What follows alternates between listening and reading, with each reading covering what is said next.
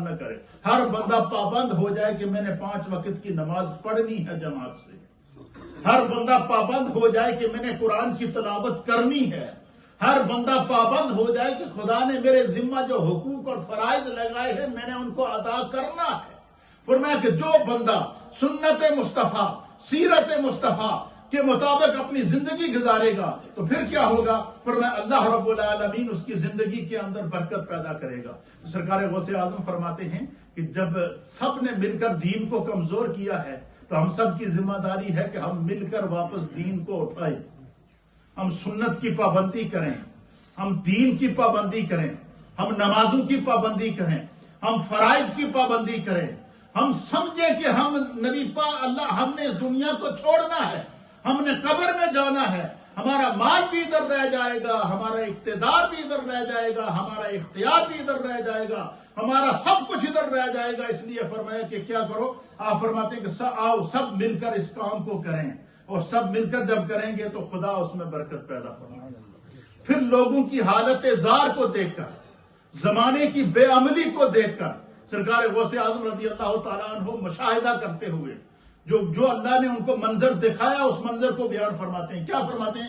کہتے ہیں صاحبو, اے میری مجلس میں بیٹھے ہوئے لوگوں سنو. آپ فرماتے ہیں کہ اسلام رو رہا ہے. کیا ہو رہا ہے؟ اسلام رو رہا ہے. فرمایا اسلام رو رہا ہے. اللہ اکبر. اور ان فاسقوں کی وجہ سے, ان گمراہ لوگوں کی وجہ سے, ان جعلی پیروں کی وجہ سے, ان فراڈیوں کی وجہ سے, ان کاروبار میں دھوکہ دینے والوں کی وجہ سے, ان اقتدار کی امانت کے اندر خیانت کرنے والوں کی وجہ سے, جس کو خدا نے جو منصب عطا فرمایا ہے اس منصب کی وجہ سے آپ فرماتے ہیں کہ اسلام رو رہا ہے. اور اسلام دیکھ رہا ہے کہ اللہ نے تو جو تمہیں دین دیا ہے وہ دین کیا ہے؟ میرا رب فرماتا ہے لَقَدْ كَانَ لَكُمْ فِي رَسُولِ اللَّهِ أُسْوَةٌ حَسَنَةٌ کہ میرے رسول کی زندگی کا ایک ایک لمحہ خدا نے تمہارے لیے نمونہ بنا دیا ہے. جب رسول اللہ کی زندگی کا ایک ایک لمحہ ہمارے لیے نمونہ ہے, ہم سیرت کو بھول گئے, ہم سنت کو بھول گئے, ہم فرائض کو بھول گئے, ہم واجبات کو بھول گئے, ہم زکوٰۃ اور روزے کو بھول گئے, ہم حج کو بھول گئے, ہم دنیا کے اندر اس قدر نیم ہو چکے ہیں کہ ہم نے دین سے دوری اختیار کر لی ہے. آپ فرماتے ہیں کہ لوگوں کی بے عملی کی وجہ سے, جہالت کی وجہ سے, جاہلوں اور مکاروں اور دھوکے بازوں کی وجہ سے اسلام رو رہا ہے. آپ فرماتے ہیں کہ آؤ واپس پلٹ کر آ جاؤ, سچی توبہ کر لو. اگر کوئی کاروباری ہے تو وہ تجارت میں دھوکہ نہ کرے. اگر کوئی اقتدار اور اختیار کو لے رہا ہے تو وہ اس میں دھوکہ نہ کرے. تاکہ یہاں تک اللہ تعالیٰ نے آپ کو مشاہدہ دیا تھا کہ اس دور کا جو بادشاہ تھا وہ غوث پاک کی بارگاہ میں حاضر ہوا اور اس نے کئی دفعہ ان کو دعوت دی کہ حضور میری خواہش ہے کہ آپ میرے ہاں دعوت کے لیے چلیں, میرے ہاں آپ تشریف لے چلیں. تو آپ نے کہا کہ میں حکمرانہ دیکھ کر دعوت نہیں کھاؤں گا. لیکن چونکہ وہ آپ کا دیوانہ تھا اس نے کہا جی نہیں, آپ کو میری دعوت قبول کرنی ہوگی. تو آپ نے فرمایا کہ میں جو بات کر رہا ہوں تیرے حق میں بہتر ہے. تو اس نے کہا جی نہیں. پھر وہ بادشاہ وہ اشرفیوں کی 2 تھیلیاں لے کر آیا, سکے جو ہوتے ہیں منی کے, وہ اشرفیوں کی 2 تھیلیاں لے کر آیا اور اس نے کہا جی ٹھیک ہے کہ اگر آپ میری دعوت قبول نہیں کرتے, ظاہر حاکم تھا, حکمران وقت تھا, تو آپ کو یہ میرا نذرانہ قبول کرنا پڑے گا. تو سرکار غوث اعظم نے فرمایا کہ بھائی میں حکمرانوں کا نذرانہ بھی قبول نہیں کرتا. اس نے کہا جی نہیں حضور آج تو آپ کو لینا پڑے گا, آپ میری محبت کو نہ ٹھکرائیں. آپ نے فرمایا میں تو تیرا پردہ رکھ رہا تھا لیکن اب تو نہیں چھوڑ رہا ہے تو لیا. آپ نے وہ اشرفیوں کی تھیلی لی, اس طرح ہاتھ میں پکڑا. ہاتھ میں پکڑنے کے بعد اس کو اس طریقے سے گھمایا جس طرح نہیں کپڑا دھونے کے بعد نچوڑتے ہیں. اس طرح جب اس اشرفیوں کی تھیلی کو, وہ جو چاندی کے سکے تھے ان کو جس وقت گھمایا نا تو اس تھیلی سے خون ٹپکنا شروع ہو گیا. کیا ہو گیا؟ تھیلی سے خون ٹپکنا شروع ہو گیا. وہ ڈر گیا. آپ نے فرمایا یہ لوگوں کا خون چوس کر تو مجھے نذرانہ دے رہا ہے, تو عبد القادر جیلانی کو نذرانہ دے رہا ہے. اس لیے سرکار غوث اعظم فرماتے ہیں کہ اسلام کی بنیادیں ہم سب نے مل کر ہلائی ہیں. ہم نے بے عملی کی وجہ سے, ظلم کی وجہ سے, امانت میں خیانت کی وجہ سے, فرائض پر عمل نہ کرنے کی وجہ سے, لوگوں دین سے دوری اختیار کرنے کی وجہ سے ہم جو ہے وہ اسلام کی بنیادوں کو ہلا چکے ہیں. آپ فرماتے ہیں کہ آؤ پھر کیا ہوگا؟ فرمایا کہ جب ہم سچی توبہ کر کے دین کی طرف آئیں گے تو اللہ تعالیٰ اس کے اندر برکت پیدا فرمائے گا. یہی وجہ ہے کہ نبی علیہ الصلوۃ والسلام کی ایک حدیث ہے.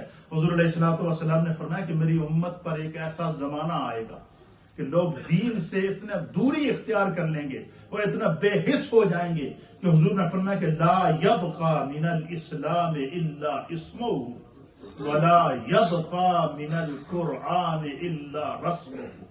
حضور نے فرمایا کہ اسلام لوگوں کے اندر صرف نام کا رہ جائے گا.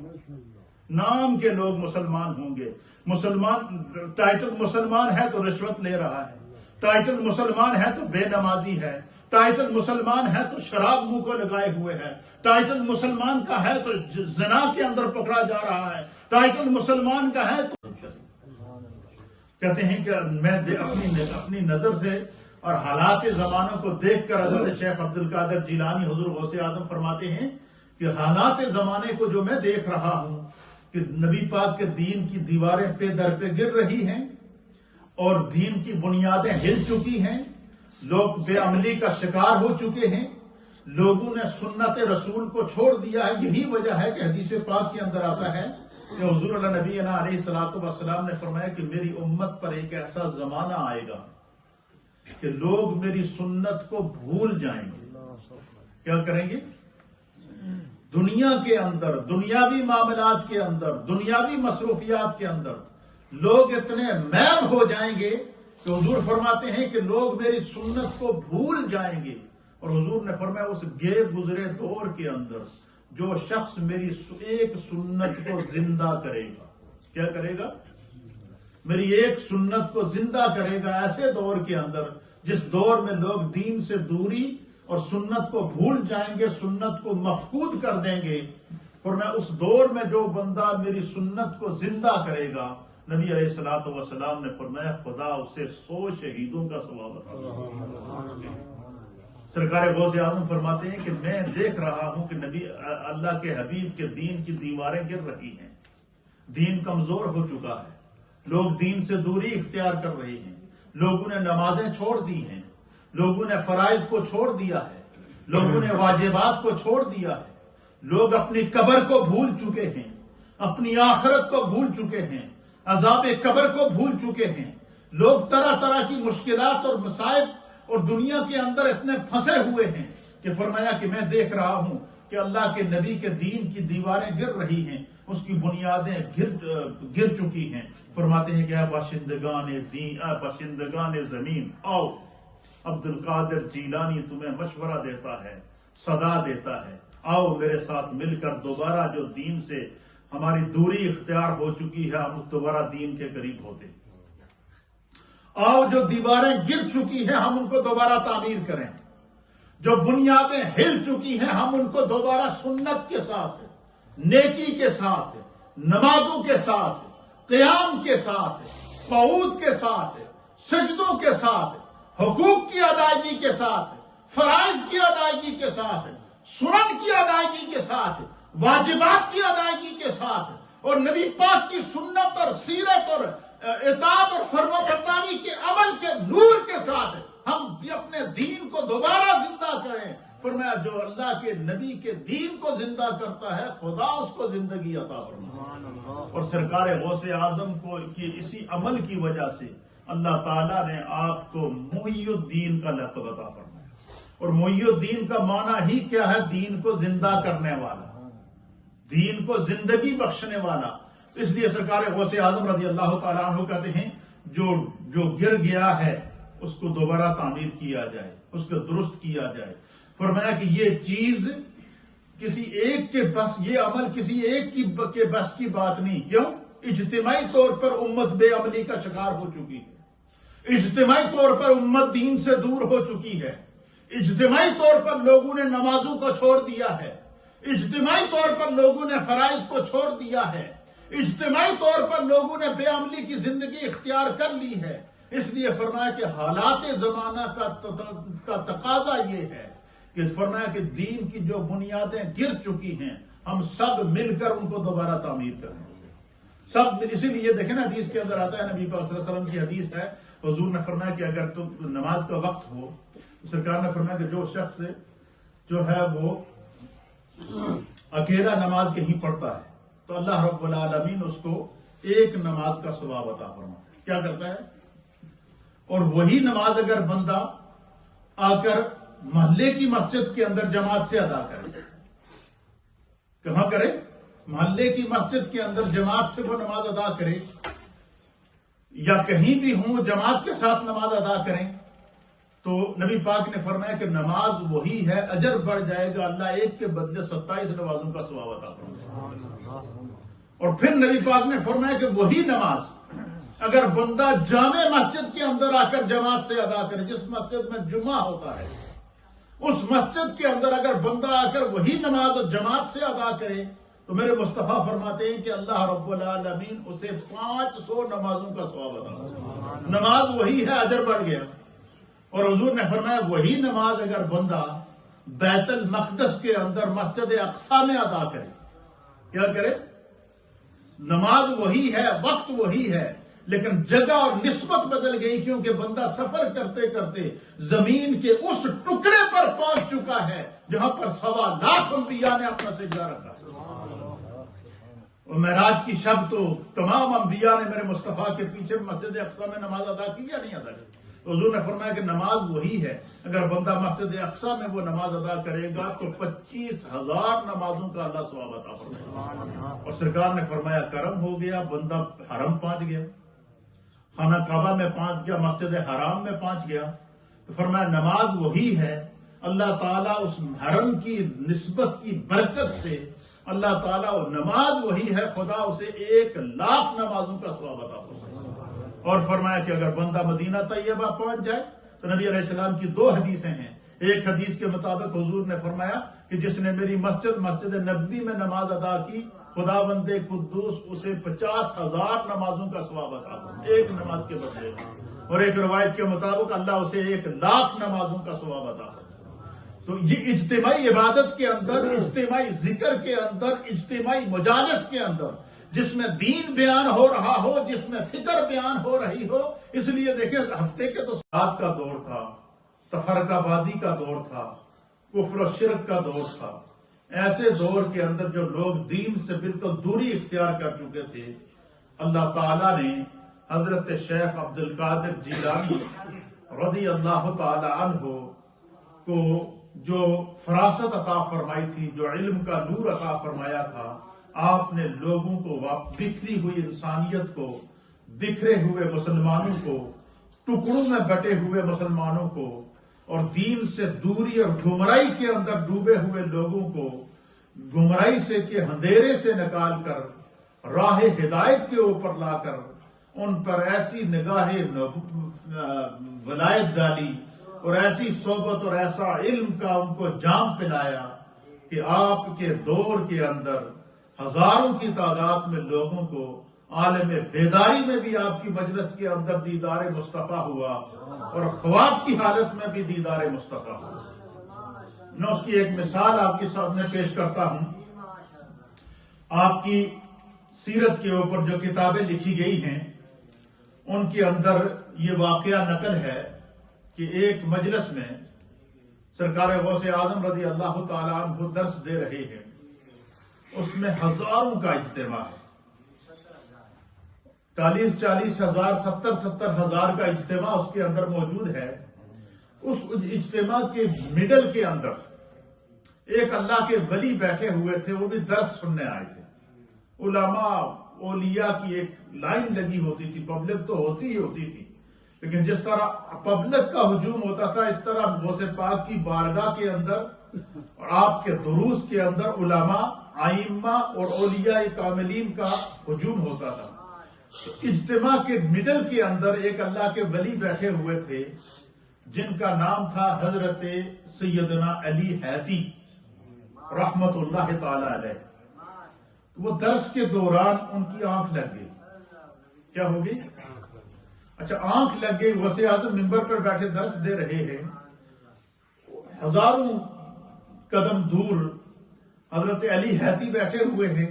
ان کو بیٹھے بیٹھے اونگ آئی، آنکھ لگ گئی اور وہ آنکھ کے جیسے ہی آنکھ لگی تو خواب دیکھتے ہیں کہ وہ نبی پاک کی بارگاہ میں موجود ہے۔